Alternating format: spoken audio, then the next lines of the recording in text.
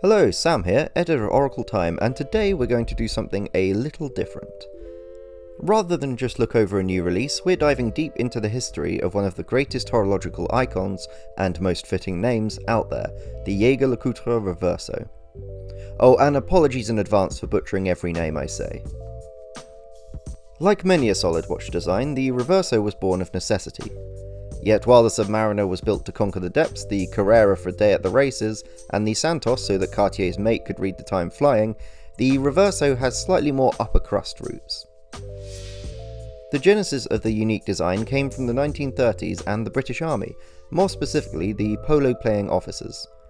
Swiss watch collector César Dautrey was travelling in India when he saw the Brits abroad playing, and, like every watch obsessive out there, couldn't help but check out the wrist game. He was probably a touch disappointed to find that one of the officers' watches had been smashed, and so the idea to create a watch tough enough to survive a mallet hit or two was born. In essence, arguably the first dedicated sports watch.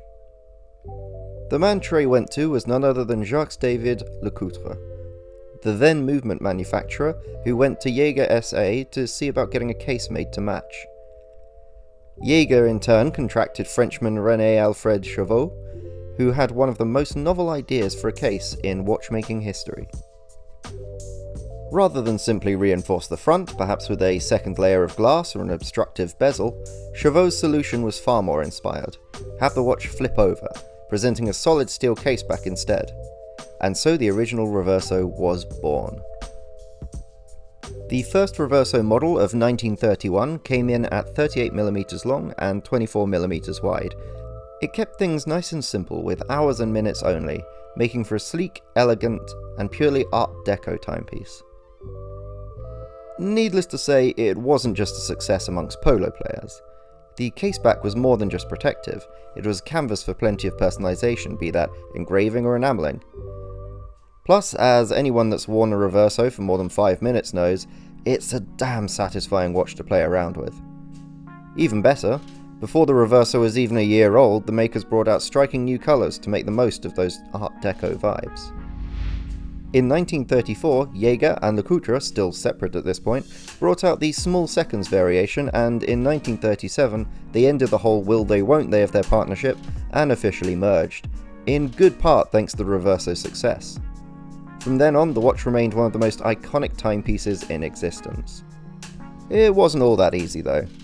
World War II kicked the teeth in the Art Deco movement, the quartz crisis did the same for mechanical watches in general, and by the 70s the Reverso wasn't really around. That was until 1982 when Jaeger-LeCoultre relaunched the collection, with mostly quartz movements. The Reverso we know and love today came about in 1985, when they presented the first water resistance model with a redesigned case and new, improved swiveling mechanism. In 1991, the water-resistant and quartz models were joined by the first scattering of Reverso high complications, with power reserves, minute repeaters, tourbillons, and a kitchen sink or two.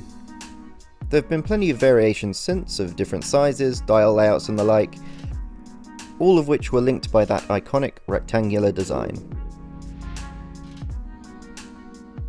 You might have noticed, however, that one of the watches we have here doesn't really fit with the template of the original.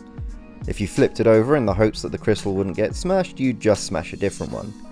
The two-sided version is the Duo Face, and was the last major addition to the Reverso line. Other than 2006's 3-dial triptych, but let's be honest, that's just an oddity. The Duo Face is essentially a dual time watch, as each dial can be set to a different time zone, or just matched with whatever you're wearing at the time. This lovely limited edition is itself part of Jaeger-LeCoultre's tribute collection, which pays homage to some vague aspects of the Reverso's past. In this case, the watch is taking its beautiful burgundy dial from those aforementioned bright colours that came out before the watch's first anniversary. Paired with a pink gold case and a silvered second dial, it's powered by the hand-wound caliber 854A/2, with a 42-hour power reserve.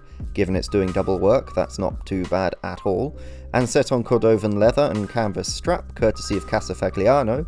The limited edition has been released as an early birthday present ahead of the Reverso's 90th anniversary later this year.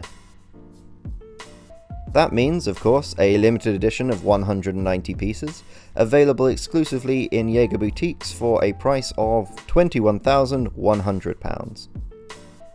The Reverso is one of the few watches out there for which the word icon is not hyperbole. It hasn't come all that far from its roots, and it hasn't needed to. Between the unique idea behind it, its enduring Art Deco style, and the watchmaking chops behind Jaeger LeCoultre, it's a fantastic and ever-growing collection of watches. And this new limited edition is pretty damn lovely. Thanks for watching, don't forget to like and subscribe, and let us know in the comments what you think of this new video format. I'd ask what you think of the Reverso, but there's only one correct answer there.